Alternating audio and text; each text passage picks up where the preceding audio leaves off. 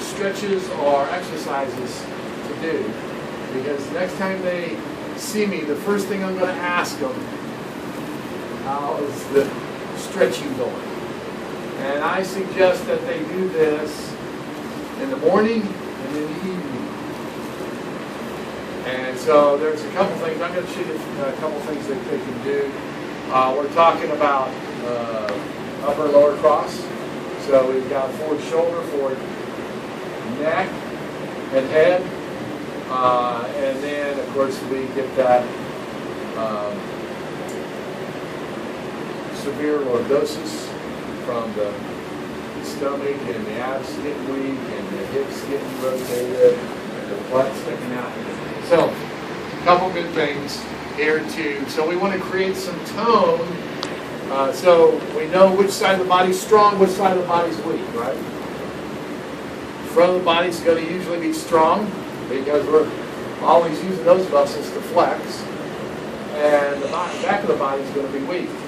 So one of the first things I like to show is using the ball to extend.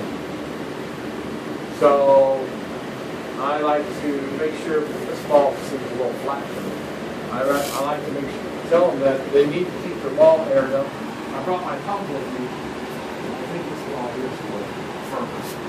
So you get a little bit better effect if it's firm. Yes. Okay, so what I do is just start them, have them sit on the ball and walk forward. And keep my back on the ball. Okay? Until I get down here where I can get my head and my neck on the ball.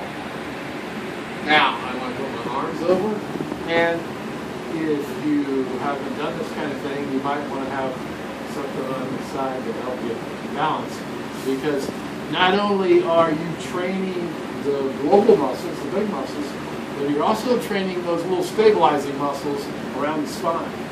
Okay? So we're going back here with the arms above the head, and I'm going to walk myself up to my hips. Okay, I'll probably lose some money here. And I'm going to go all the way up and I'm keeping my neck and my head on the ball all the way up. And until I get to my hips, and my back just popped. And I'm going to stay here for, I first tell them, try to do it for 30 seconds. And bring yourself back slow. Okay, because you get a lot of blood in your head. You know, they got those inversion tables for people that have problems with their back. This is even better. Because not only are you going back, but you're also extending, causing the vertebrae. What do we do when we extend? What's happening to the vertebrae? They're doing something that they normally don't do. Close. Yeah, because we're always open and going forward. They don't close much. So this really helps them more than the inversion table. The inversion table, yeah, puts some pressure on the joints to open or take some of that gravity pressure that's always pounding down on the disc. But this actually helps close the disc or close the vertebra.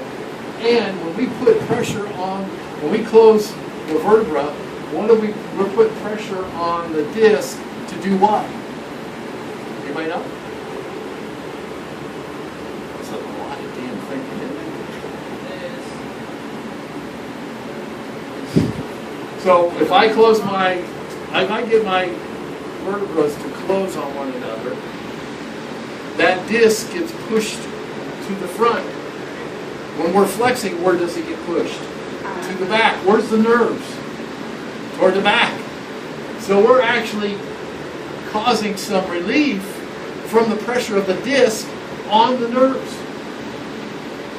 When you're extending? It's even better than, and those inversion tables are not cheap. You can just call it Walmart for $5. So then I have them come back, nice and slow. All this is done slow the first couple times because you get a lot of blood in the head. And if you're not used to getting a lot of blood in the head, we know what that can cause. The other thing that you have to be aware of, the vertebral artery syndrome. You have to check your client to make sure that they can extend that neck. Because remember that artery can get pinched. And if they have that syndrome, you can pass out. That's not good. Okay, So would you not recommend to stretch at all for someone with that kind of? How do you know they have it? how do you know they have it? Good question. Stretch them and let them pass out? Get them to extend on your table and watch their eyes and ask them. Are you getting? Yeah, their eyes will flutter, or they'll get nauseous and dizzy. How long will that take? Doesn't take very long. Okay. Seconds. Okay. You'll feel it if you have that issue. Is it Femoral something artery. that you are like born with, or is it something you develop, or is it something that Yes. comes on suddenly? All of the above. It can happen because our bodies are always growing, tissue's always growing, things are changing. Very dynamic body here, and so you just need to test them, and if they're good,